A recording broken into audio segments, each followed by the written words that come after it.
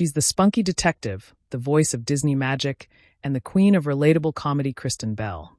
From solving crimes in Neptune to belting out Let It Go, her career is as diverse as it is inspiring. Let's dive into the life of this talented actress, singer, and advocate. By the time she was 24 years old, actress Kristen Bell had a resume that most seasoned performers would envy. She had starred on Broadway while still in college and had several film credits under her belt by the early 2000s. But it was thanks to the small screen and her debut as a teen super sleuth on cable channel UPN's hit drama, Veronica Mars, that shot Bell from obscurity to stardom. Although the show, which premiered in September 2004, did not fare well in the ratings, it struck a chord with a core group of watchers who immediately launched hundreds of fan sites. And even the most cynical critics were wowed by the quirky new program, its interesting dialogue, and especially the smart and sassy Bell. Kristen Bell was born on July 18, 1980, in Huntington Woods, a suburb of Detroit, Michigan, to mom Lorelei, a registered nurse, and dad Tom, a TV news director. Although her parents divorced when she was still a toddler, in interviews Bell recalls that her childhood was a happy one. Her father remarried when she was 4 years old, but still remained close to his only child. Bell formed a bond with her new stepmother and 2 stepsisters. "I really feel close to both families," the actress revealed to Michelle Caruso in a New York Daily News interview, "because I was split pretty evenly between the two." It was apparent from early on that Bell had a talent for performing. From kindergarten through 8th grade, she attended Detroit's Burton International, a multicultural school for gifted children. She also took singing lessons and tap dancing lessons. Bell admitted to Caruso that her initial attempts at acting were less than spectacular. When she auditioned for her first part in a community theater production of Raggedy Ann and Andy, the would-be performer flipped out and cried. Regardless, Bell joined the cast, in the complex dual role of the banana in the first act and the tree in the second act. While attending Shrine High School in Royal Oak, another Detroit suburb, Bell continued to sharpen her acting skills by performing with Stagecrafters, a community theater troupe based in the same city. By age 14, Bell even had her own agent, but, as she told the Detroit News, the budding actress chose to remain in Metro Detroit so that she could live like a real kid. Plus, Bell was starting to make a name for herself locally. According to her high school principal, Thomas Kirkwood, Kristen was very enthusiastic, driven, and entertaining. It was clear that she would be an entertainer. Shortly before high school graduation, Bell was accepted to the Tisch School of the Arts at New York University, NYU. Veronica has this inner strength that says, "I am woman, hear me roar." Joy, however, was short-lived.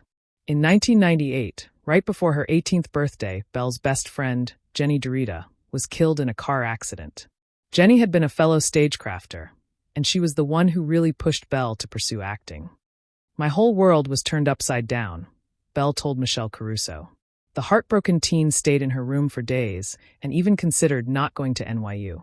With the help of her family, Bell managed to pull herself together and headed for New York in the fall of 1998, a different person. As she told Caruso, "I realized my perspective had changed. I don't take things for granted anymore. That was literally the start of my adulthood." From stage to screen. A trained soprano, high-pitched vocals, Bell studied musical theater at NYU, appearing in several campus productions, including the musical Hair.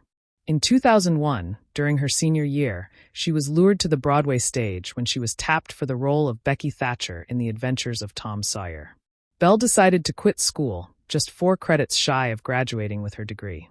As she commented to Jennifer Armstrong of Entertainment Weekly, "The weird thing is they gave me credit for bringing people coffee as an intern, but they wouldn't give me credit for being on a Broadway stage every night." In 2002, Bell continued her Broadway acting, appearing in The Crucible with Oscar-nominated actors Liam Neeson, 1952, and Laura Linney, 1964. She also starred in an off-Broadway production of Reefer Madness. Later that year, at the urging of friends, Bell decided to head for Los Angeles. Within weeks, she landed a part in the season premiere of the police drama The Shield. She also had a co-starring role as Allison Dodge in the Hallmark Hall of Fame television movie The King and Queen of Moonlight Bay, 2003. After that, Bell's career skyrocketed. In early 2004, having been in California for little over a year, she took the title role in the Lifetime original movie Gracie's Choice, the story of a courageous high school student who fights to adopt her younger siblings after their drug-addicted mother abandons them. The role was Bell's first big break, and the character of Gracie touched her heart. The 23-year-old Bell turned in a mesmerizing performance, and critics predicted she would be an actress to be reckoned with. Lands in Neptune. Bell also began 2004 with a recurring role as Flora Anderson in HBO's Wild West drama Deadwood. Bell's next leap was to the big screen, where she appeared in the thriller Spartan, written and directed by legendary American playwright David Mamet, 1947.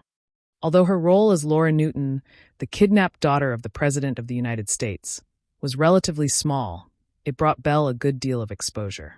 In fact, the film drew the attention of producer and writer Rob Thomas, 1965, who was casting a new television series called Veronica Mars.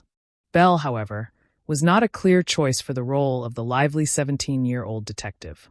When Thomas created the series, he had not envisioned a 5'2", perky blonde with a sunny smile. Instead, he thought much darker. According to Bell, who spoke with Craig Burns' Neptune site, Thomas describes Veronica as a cross between Twin Peaks, an edgy drama from the early 1990s, and Dawson's Creek, the teen soap opera that Thomas wrote for in the late 1990s. Regardless of her blonde, girl-next-door looks, Bell beat out 70 other hopefuls and won the part of the teen sleuth who is wise beyond her years. And Thomas was glad he cast her. As he told Jennifer Armstrong, "Without Bell, Veronica wouldn't be the ride delight that it is."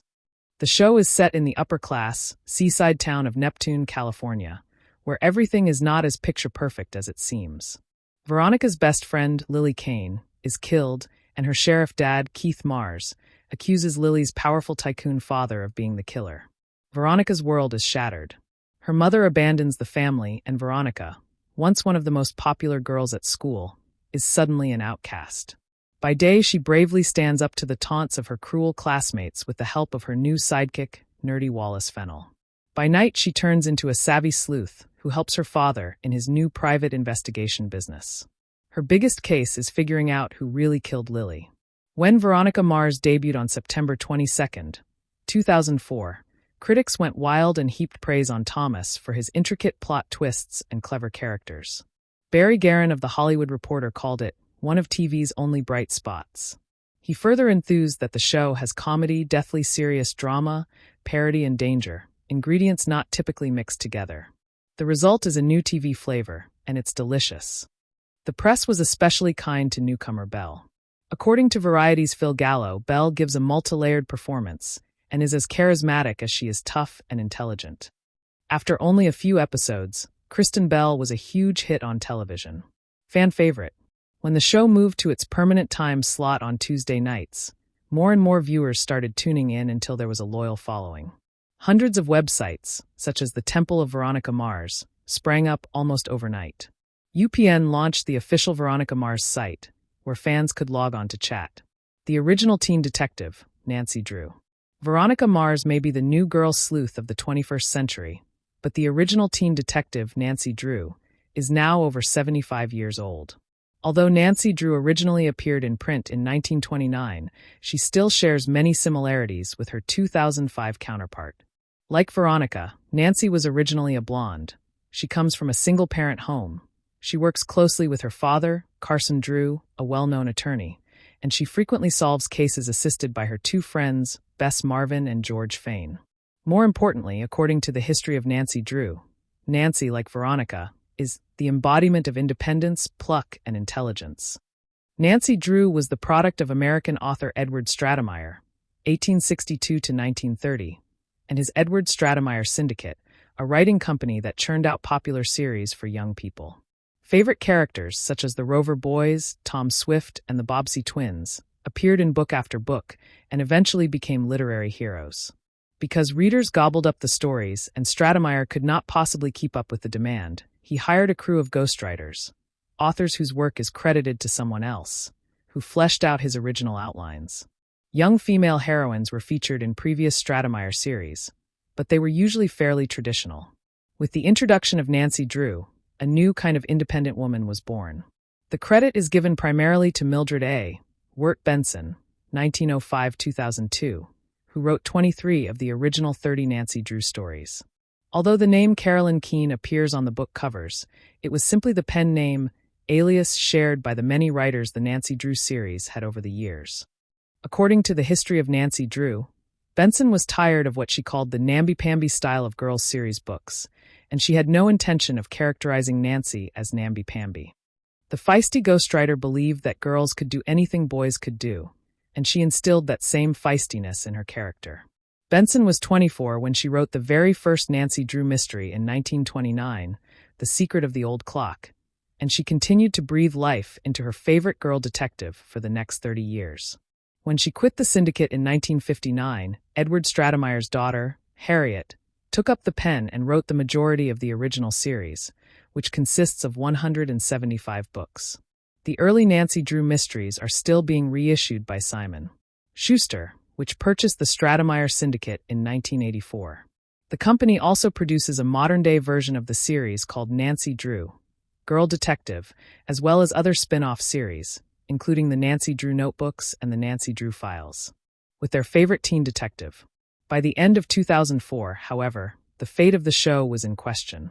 Although over 2.7 million viewers were watching the show every week, it was not doing well in the Nielsen ratings, coming in a disappointing 122 out of 133 programs. Nielsen ratings were developed by the Nielsen media research firm in the early 1960s and are used to gauge what television shows Americans watch during what times. Despite the lukewarm ratings, UPN gave the green light to a full season of episodes. A gleeful Bell celebrated by buying her very first house, located in Los Angeles. And although committing to a weekly series meant long hours, sometimes stretching into 15-hour work days, the 20-something actress was not complaining. "I just feel very lucky to be where I am right now," she told Ray Richmond of The Hollywood Reporter. Bell felt especially fortunate to be working with such a wonderful cast and crew. She became particularly close to actor Enrico Colantoni, 1963, who plays her father on the show. "He's one of the most generous individuals I've ever met," Bell told Craig Byrne, "and has really taken on the role of father in my life." Bell also felt lucky to be playing Veronica, whom she considered to be a strong female character and a definite role model for young girls. "Veronica Mars is not like anything else on television," she commented during a chat on E! "It's rare to see girls that empowered. She's so scrappy and such the firecracker. It's nice to be able to hold your own in a man's world."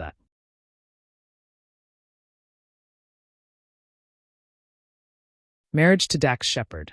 Kristen Bell has been married to actor and comedian Dax Shepard since 2013. The couple, who met at a dinner party in 2007, have built their relationship on foundational trust and open communication. They initially waited to marry until same-sex marriage was legalized in California as a show of solidarity. Key to their marriage, Bell emphasizes mutual trust, especially when it comes to handling on-screen intimacy with co-stars. She stated, "Even if Dax hooks up with the most beautiful person in the world at work, I know he's committed to our family." Communication: they openly discuss insecurities, with Bell noting, "We're just human. Maybe there could be a day where I'm nervous you spend time with that person." And he'd say, "Let's talk about it, star." Supportive dynamic: they cheer each other's professional successes, including intimate scenes, joking, "We're married, we're not dead." Children: Bell and Shepard have 2 daughters. Lincoln, born 2013, age 11. Delta, born 2014, age 9. The couple prioritizes their children's privacy, rarely showing their faces publicly. Bell explained, "I chose a career in the public eye, but I don't have the right to choose that for them."